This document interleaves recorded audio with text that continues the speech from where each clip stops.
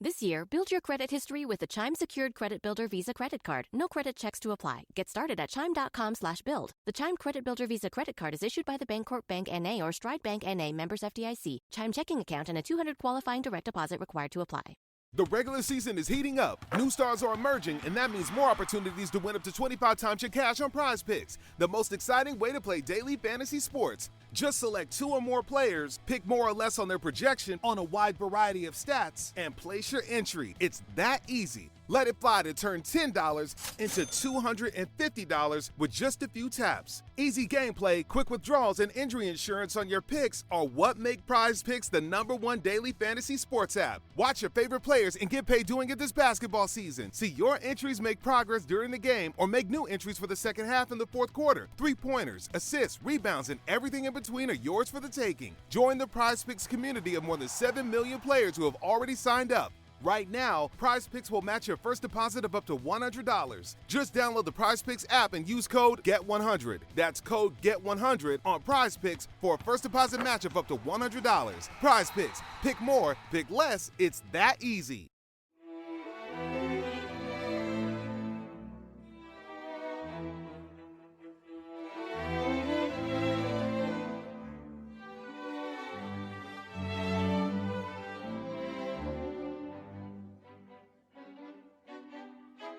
Welcome to Pax Britannica. The Blazing World with Dr. Jonathan Healey.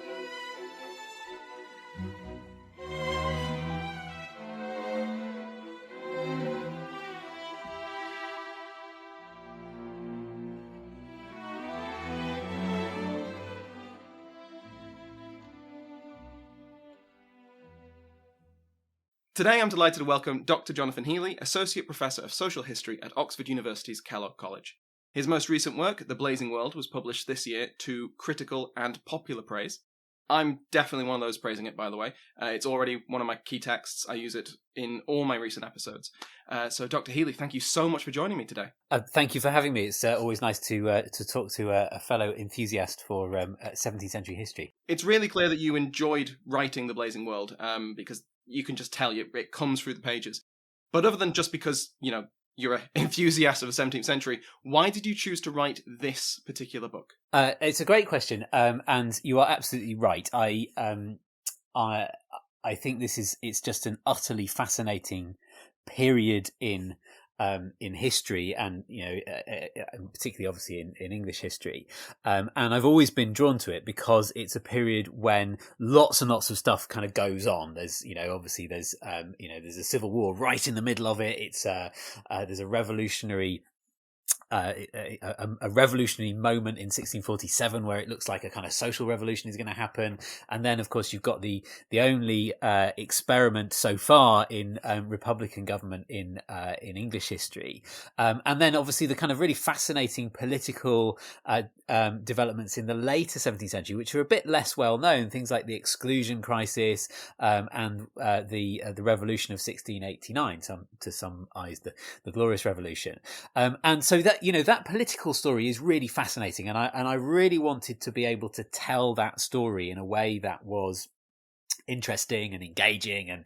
and had a bit of pace, because obviously not all history books are written with a sort of the impetus to try and get the reader to turn the pages quite so fast. But I actually came at this from a slightly different angle, which is I trained as a social historian. I wrote my first book about the poor in 17th century England, specifically on Lancashire, actually, and I was very much kind of in that tradition of sort of history from below, history which looked at the lives of ordinary people and how those changed.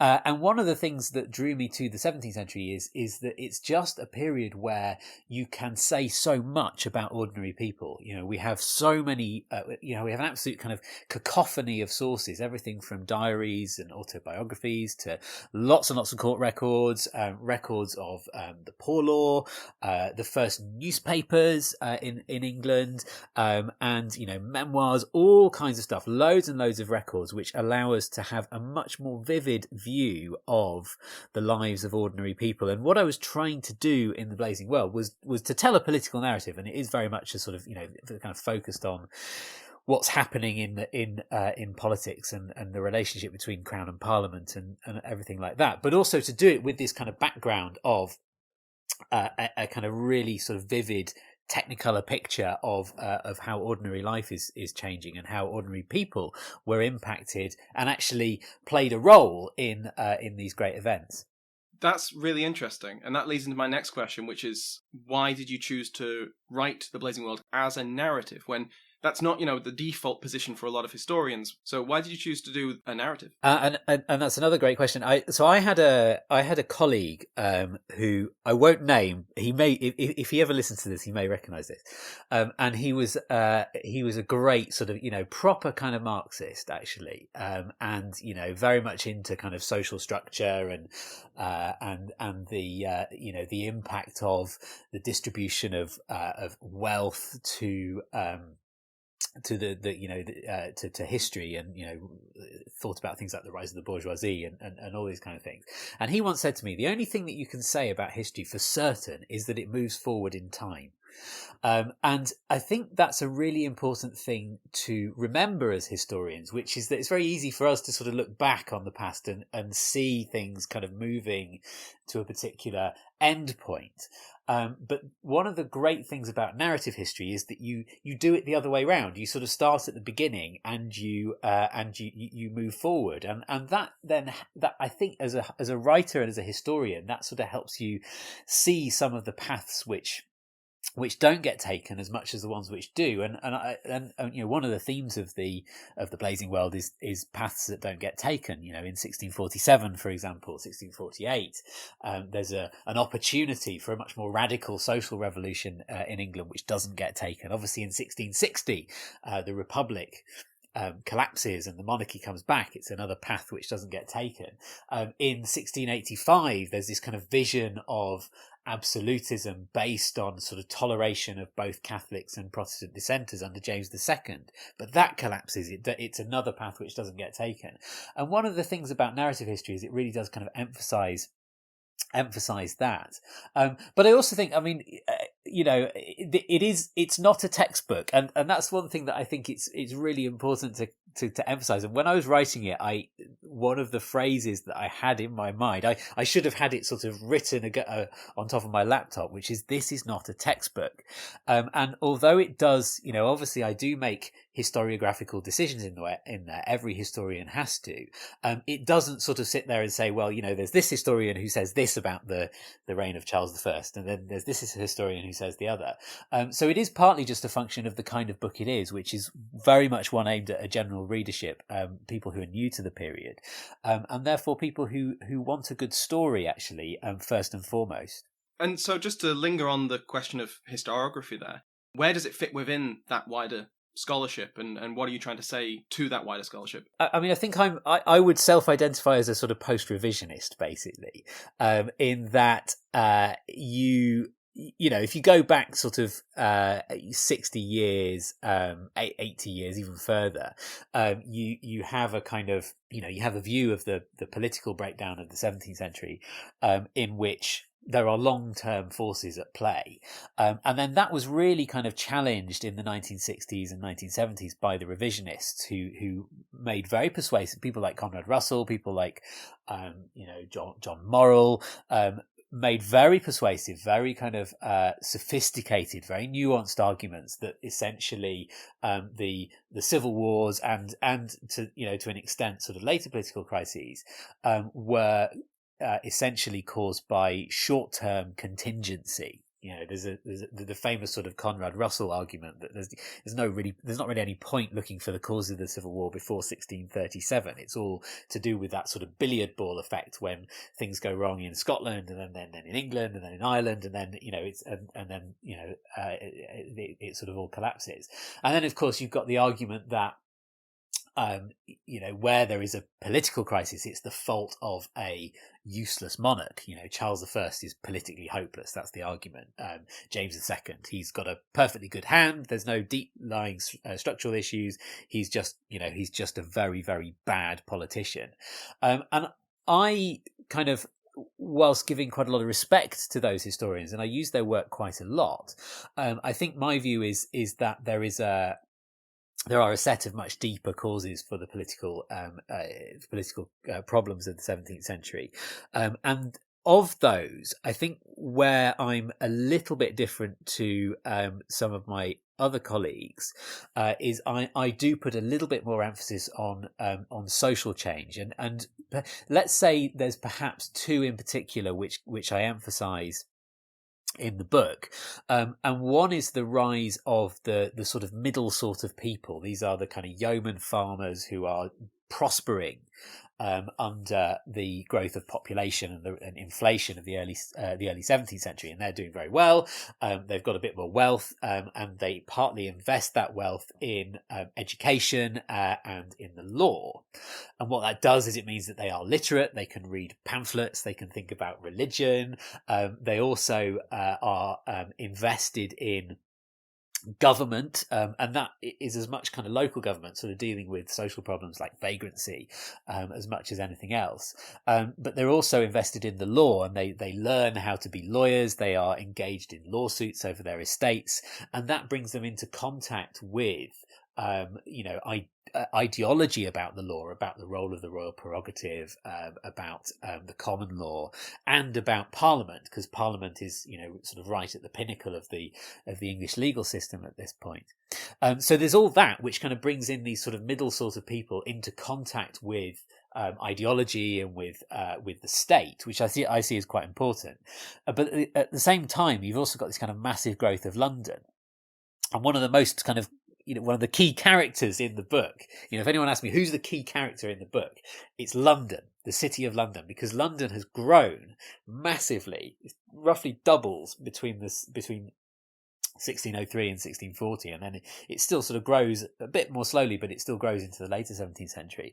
And that creates a world of profoundly literate, profoundly politically engaged, profoundly religiously engaged, ordinary people who are right smack bang in the middle of where politics happens. And some of the big set pieces in the book are moments. So, for example, in May 1640, or in December 1641, or at the so-called Battle of Turnham Green, or in the summer of 1647, where Londoners, in the Glorious Revolution as well, of course, where Londoners are playing a massive political role as petitioners, as protesters, as pamphleteers, and as people with kind of new political ideologies. So I see those kind of deep-lying social structural factors as being ones which really kind of help destabilize politics. Another thread that people have sort of picked up on through the book is this idea of cultural conflict and culture wars. I got sort of slightly justifiably sort of picked up on it a little bit by Archbishop Rowan Williams in his review in the New Statesman. He sort of says, well, he seems to be a bit obsessed with this concept of culture war. And in my defence, I kind of got it from Bernard Catt, one of the greatest historians of this period still active. And it's this idea that there are these kind of different views of the world at play in the 17th century, and most obviously when you have sort of Puritanism versus royalism, which to me seem like very different kind of views of the world and of the cosmos, and I think those become, in some places they become incompatible, and where I sort of link that in together with the stuff that I'd already sort of talked about is that the rise of these kind of middling sort people, they are the ones who are having these opinions about man's relationship with God, and gender relations in the parish, and all those kind of things. Another kind of quotation that I always had at the back of my mind when I was writing was one from the great sort of early 20th century historian and activist Richard Tawney. And he was sort of faced with this idea that the Civil War was a bourgeois revolution, which is what you're told about by kind of proper Marxists, I suppose. And he said, yes, of course it's a bourgeois revolution. Of course the Civil War is a bourgeois revolution. It's just that the bourgeois are on both sides. So it's a very different view. It's not a rising bourgeoisie who are trying to get into power. It's a rising of a sort of political group a social group who are politically engaged. Now, I don't use the term bourgeois because I use the term middling sort. I'm more into the sort of rural folk, but it's I find it quite a sort of convincing argument. And just I realize I've been talking for a while. And the reason I suppose that I was so into that kind of view is that my own historiographical tradition, I suppose, is to come from the sort of new social historians, the sort of Keith Wrightsons, the Steve Hindles, the, people like that, who have done such great work in the last sort of 40 years, thinking about how English society changed. And one of the things that they often focus on is this idea of the rise of the middling sort. And so, it's partly because I came from that historiographical tradition that became something that I emphasise quite a lot. Very interesting. You highlight that London is the most important character in the book, because I would agree. The people of London always pop up throughout the narrative of the podcast so far. I actually have had emails from listeners confused because I'll say in one episode that London rallied behind Parliament, and then the next one, Parliament's having to beat off royalist protesters, and they're confused. Hang on, I thought London was on their side. And also at this point as well, a sort of divided urban area, because you've got you're starting to get a much more significant distinction between the East End and the West End, and the West End, which kind of is jurisdictionally under Westminster, is a very different place to London in lots of ways, because it's a city which is much more dependent on the royal court, and it's a place where sort of courtiers, aristocrats, lawyers, all kind of live in these quite new, quite grand, new brick-built houses that become places like Covent Garden and St Martin in the Fields and all these kind of areas. So yeah, I mean, London, it's in some there's another great anecdote, isn't there, which is when William of Orange invades in late 1688, having had all this kind of outpourings of support from London. James II has fled out to Kent, and he's busily kind of having his underpants searched in Faversham, and William of Orange gets into London, and then he's suddenly faced with this kind of much less support than he expects. And when he brings James II back from Kent, James II gets kind of garlanded in the streets, and William is absolutely shocked by this, because he thinks London is a Whiggish city. He thinks it's somewhere which is going to support him. And it's similar in the Civil War. I mean, London there's a very significant element of royalism. Perhaps even more so than that in London, there are a lot of people who simply want peace more than anything.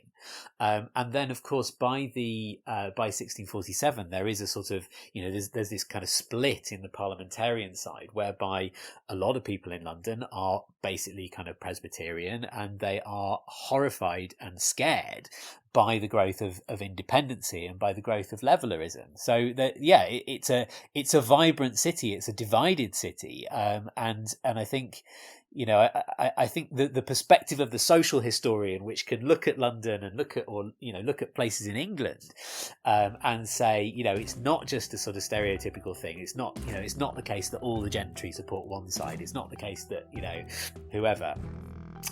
There's nuance, there's debate, and that then of course became quite a significant theme of the book. The idea of multiple voices, not trying to impose too much of a kind of a rigid sort of typology on the way people thought. Basically, the big story is that people looked at the same stuff and came to vastly different conclusions, and that in itself is a really interesting story.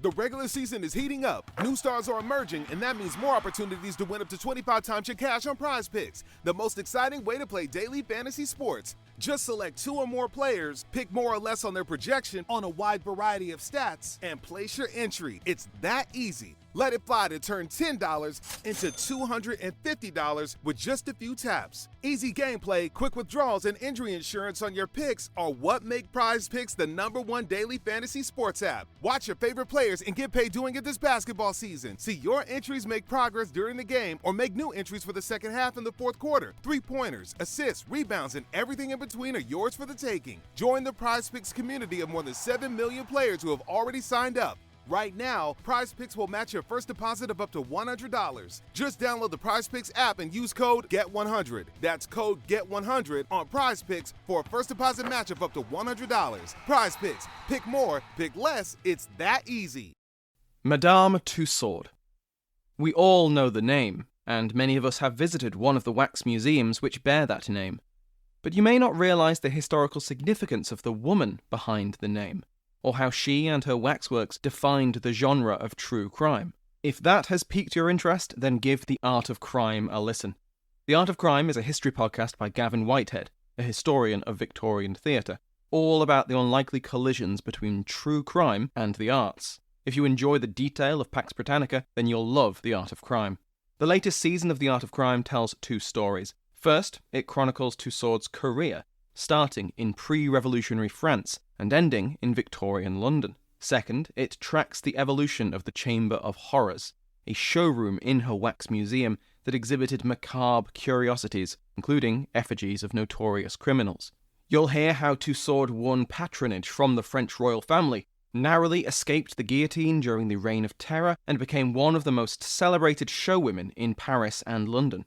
This season also covers the most divisive assassin of the French Revolution, the last man to be hung, drawn and quartered for high treason in England, and the glamorous murderer who attained notoriety as a modern Lady Macbeth.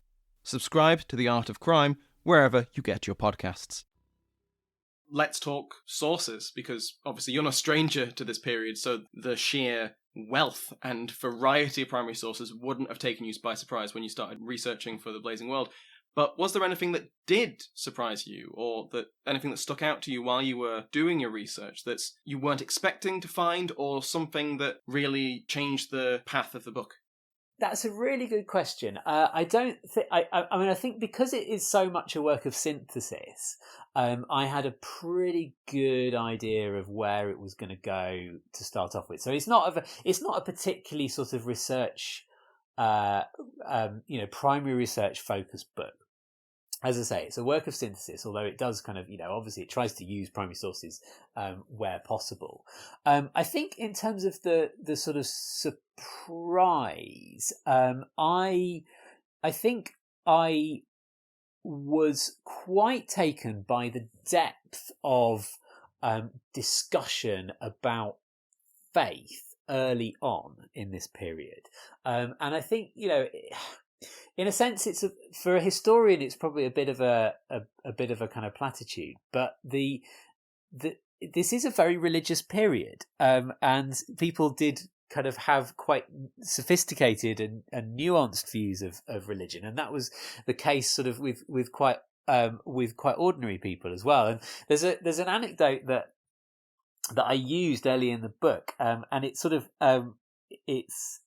it comes as, because the book starts with a really kind of bizarre but very funny basically kind of mock wedding in Cartmel in Lancashire, and this was actually something that I found in the archives, and most of the book is based on the brilliant work of other scholars, but this was actually something that I found in the archives in the papers of Star Chamber, and it sort of led me on to another quite famous anecdote, much more famous anecdote from Cartmel, from the same place, which is where in the 1640s they get this kind of earnest Puritan minister, and he is horrified by the level of irreligion in his parish, and he talks to an old bloke there, and he says, have you heard of Jesus Christ?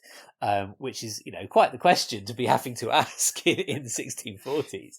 And this guy says, I think so. I think I've heard of this man. I was at a play in Kendal, and there was a guy on a tree, and the blood ran down. I think that was him. And this Puritan minister is absolutely horrified by the irreligion of this aged parishioner who claims that he's a sort of good churchgoer. But I think my view of that kind of thing, and there's another quite famous one as well, which is just before the and I can't even remember whether I don't think I did use this in the book, but there's so much that I had to cut out. There's another quite famous episode where it's just before the Battle of Edge Hill, and the royalists and the parliamentarians are both sort of tramping around the fields of Warwickshire, and the royalists come across this local gentleman in Kyneton or wherever, and they say, which side are you on? Are you royalist or parliamentarian? And he sort of looks at them with kind of big eyes and sort of said, what? Have they had some kind of falling out? And again, it's used by historians as this example of how ordinary people in the countryside just don't have any idea what's going on. But I think there is another way of interpreting these, which is that they are just taking the piss. There is a sort of there's a wonderful kind of irony about these people, and I am sure that's the case with the Cartmel guy, because I'm sure that he knows who Jesus Christ is. He just realizes that there's this over earnest outsider who he wants to have a little bit of sport with, and the same with the Warwick thing. And I think what that kind of sort of feeds into is there's definitely one thing that really sort of came out of this, the work on this period that I ended up doing, was just how sophisticated ordinary people were in the way that they thought about the law, they thought about religion. I remember at school, someone said, because when I learned about the Civil War at school, I had a great teacher, and someone said to him once, he was like, how did the peasants understand all this stuff? And he just said, well, look, these people could understand Shakespeare. They were not stupid. I mean, it's a funny way of putting it, of course, but because does anyone understand Shakespeare? But there's a real kind of kernel of truth there. And I think one of the things that I was really, really, really kind of adamant to do in that book is not to condescend to people in the 17th century, and to really kind of try and understand them as rational human beings. People who are faced with these really complicated issues, and come to different conclusions about them, not because some of them are stupid or anything like that, but because these are complicated issues, and because there are multiple valid ways of thinking about them. Absolutely, and they're complicated issues with the highest possible stakes. I mean, if your questions are about the fate of your immortal soul, you want to get it right. Absolutely, but also, I mean, the other really kind of sort of quite stirring thing that I actually found about the period was that questions about your immortal soul are absolutely a really good example, actually, because in some ways, in a time of uncertainty, and of course, the 17th century, there's a huge amount of uncertainty. There's political uncertainty, there's social crisis, there's inflation, there's the Little Ice Age, there's all this kind of stuff going on. There's massive war on the continent. So people are understandably a bit uncertain about the world. There is a sort of, arguably, a kind of natural tendency in those kind of circumstances to go back to what and to kind of retreat into a sort of conservative worldview, the comfort that might provide you. But actually, lots of people didn't in this period. They actually went the opposite way. They sort of thought, well, how do we reform society? How do we change people's relationship with God?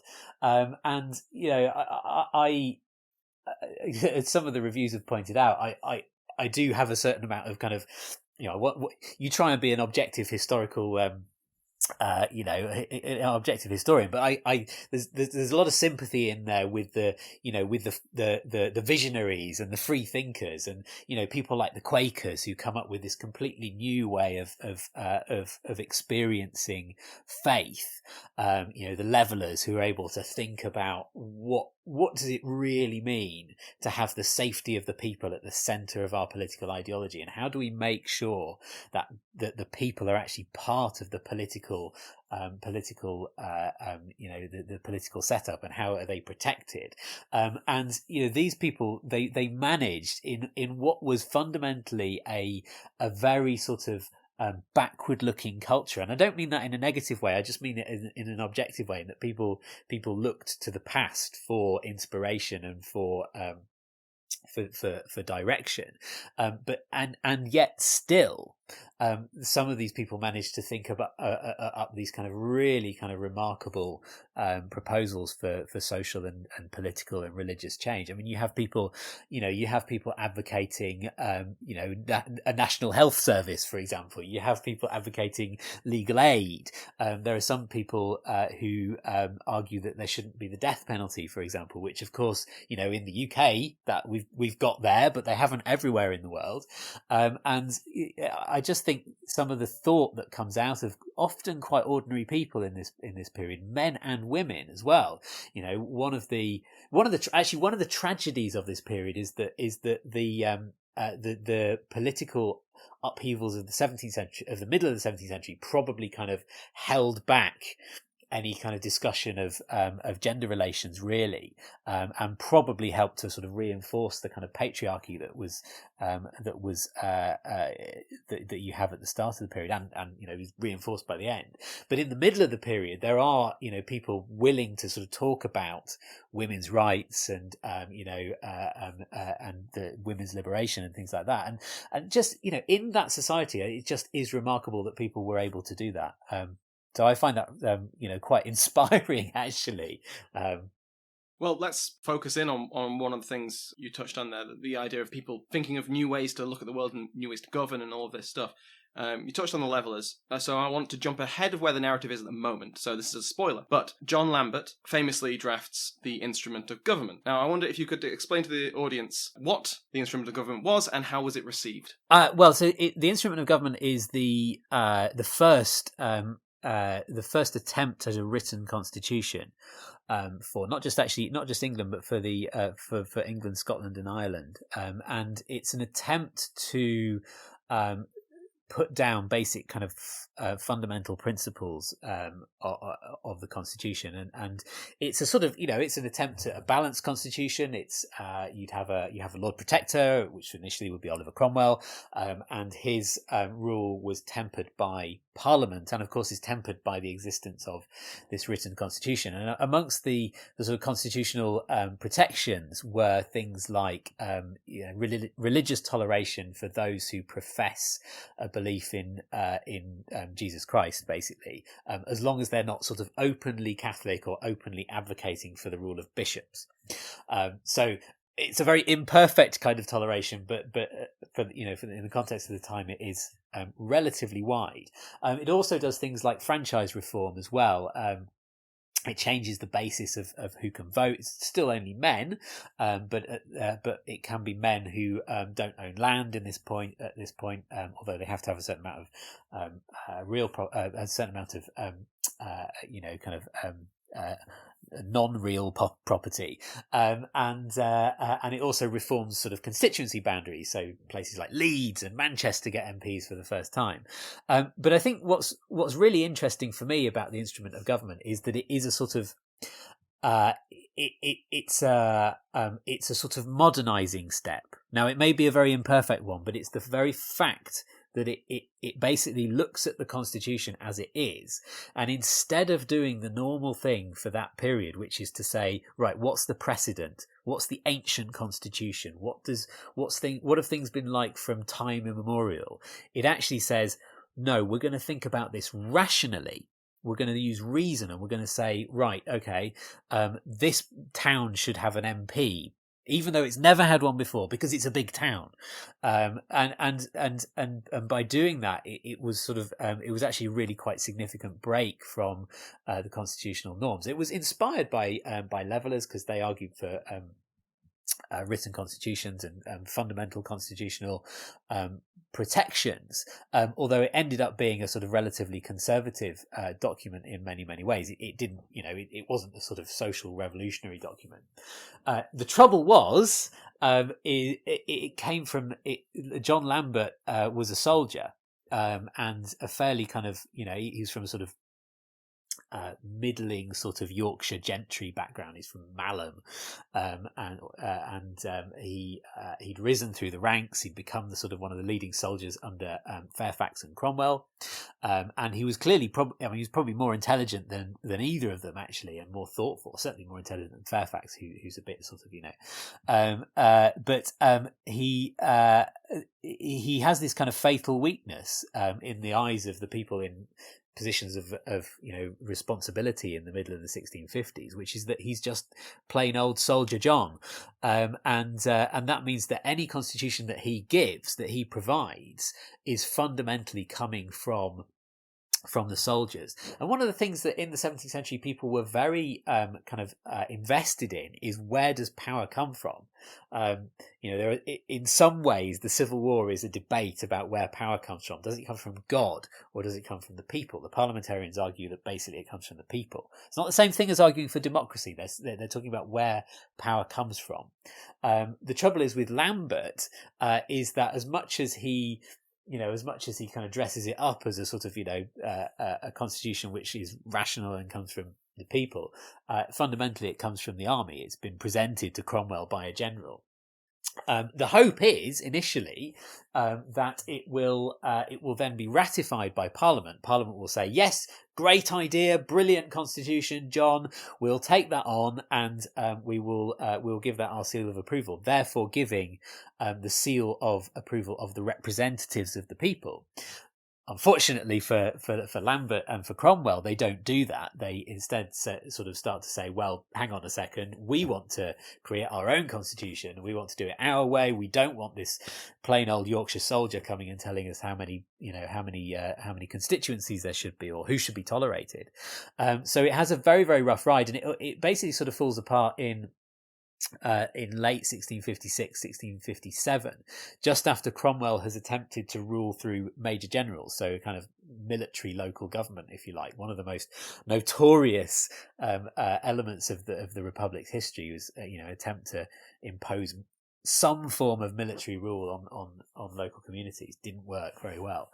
And after that, there's also a kind of a big sort of celebrity trial, if you like, where a Quaker called James Naylor had walked into Bristol on the back of a donkey, whilst his followers kind of threw leaves in front of him, so imitating Christ's entry into Jerusalem. And what Naylor was doing is he was acting out this kind of fundamental Quaker belief that the inner light, Christ, is in all of us. But it looked very similar to blasphemy to a lot of people, not least because Naylor himself used to wear sort of long hair and kind of flowing robes, which is how people thought Jesus dressed at the time. So anyway, the problem with that was that it was very unclear under the instrument of government whether or not they could do anything about Naylor, because remember that clause which says toleration for anyone who professes to believe in Jesus Christ, as long as they're not a Catholic or an Episcopalian. Well, Naylor isn't a Catholic or an Episcopalian, and he definitely believes in Jesus Christ. He just thinks that he just has a particular view. So that kind of celebrity trial, which happens in Parliament, and the issue over the major generals, then basically kind of does for the instrument of government. And what happens is one of the most kind of celebrated, notorious, depending on your view, moments in the Republic's history, which is that a group of MPs offer Oliver Cromwell the crown. And it's a very interesting offer. It's a really interesting offer, because what they're not doing is they're not saying, let's go back to, monarchy. We'll just have the House of Cromwell versus the House of Stuart. It's absolutely not that. They are arguing for a very different kind of monarchy. It's a crown which has been given by Parliament. Therefore, it is vested in the sovereignty of the people, because that's what Parliament represents. Ironically, then, Cromwell turns it down because he thinks that God has cast down the idea of monarchy. So he sort of, he goes against it.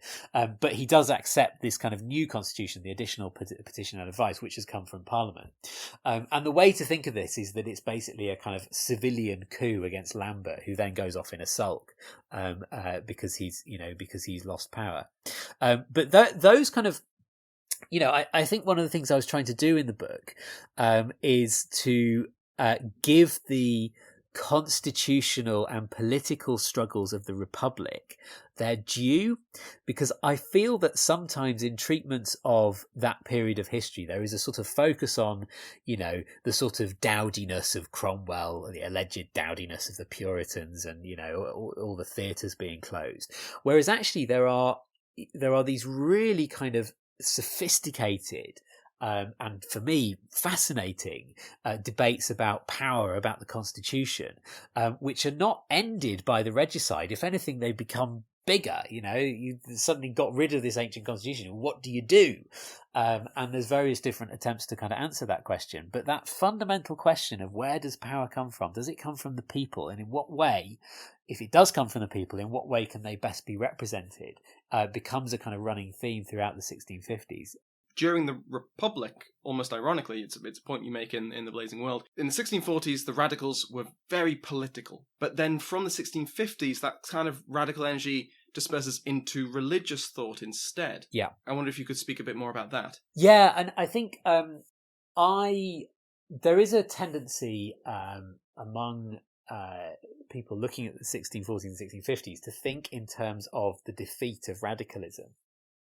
And, obviously Gerald Winstanley's kind of, sort of proto-communist communes on the Chilterns and in St George's Hill, Surrey, they obviously don't last. The Levellers are politically defeated.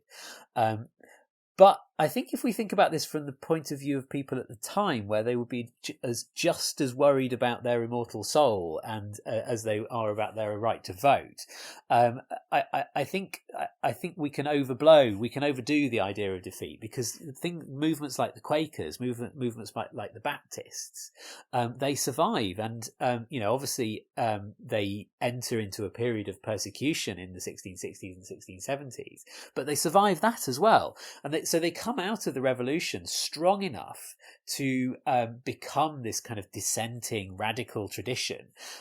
It's just that it's not secular; it's religious. And I didn't in the book, but I do sometimes describe the Quakers as the sort of the greatest ever English peasant radical movement, because it was unlike a lot of peasant radical movements in the early modern period. It was successful. They lasted. They're still there today. There's loads of Quakers around.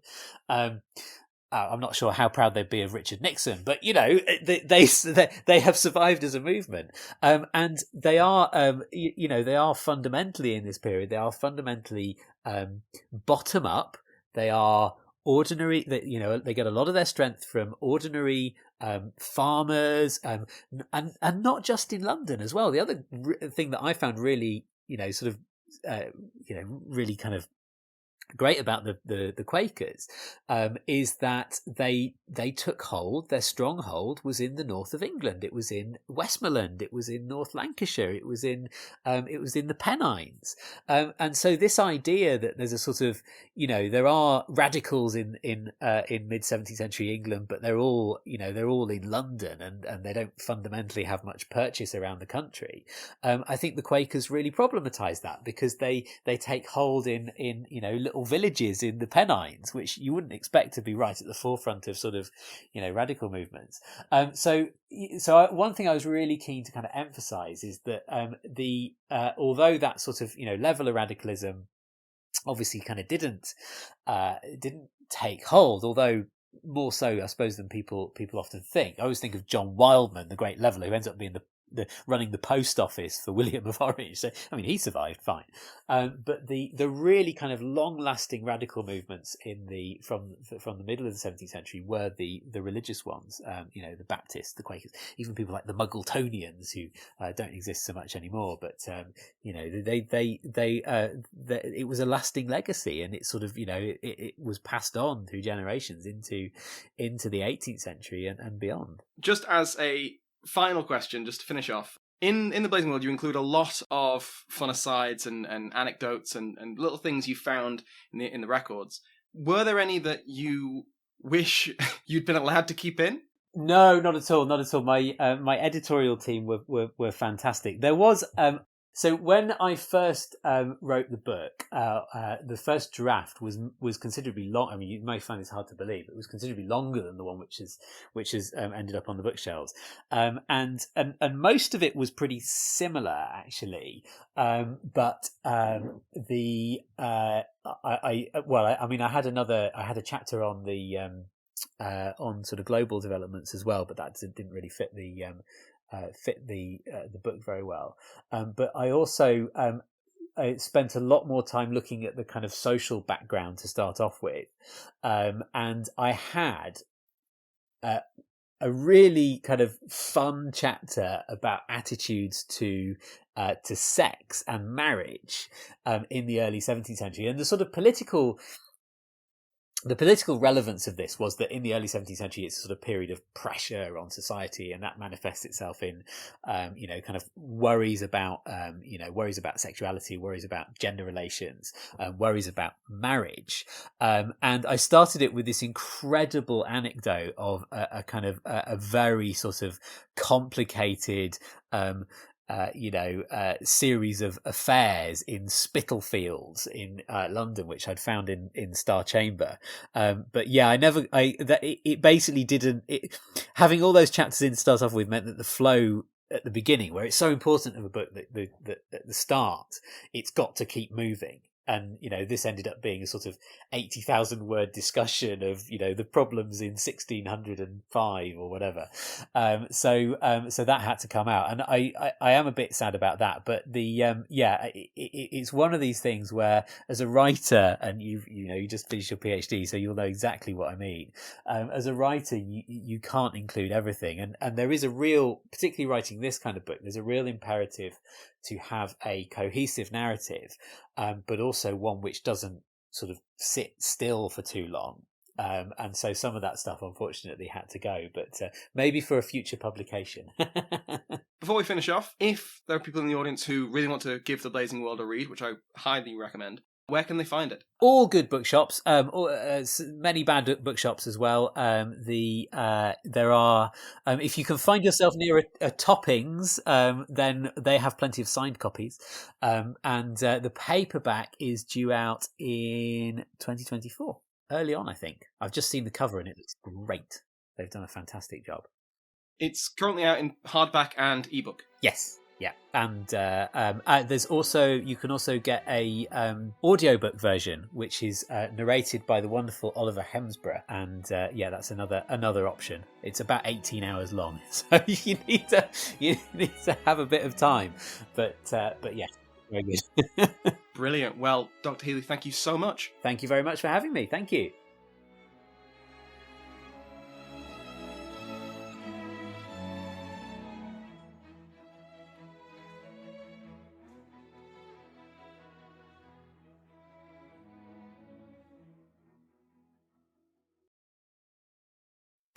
Fargo, the new virtual assistant from Wells Fargo, makes banking faster and easier. Like this. Fargo, what's my checking account routing number?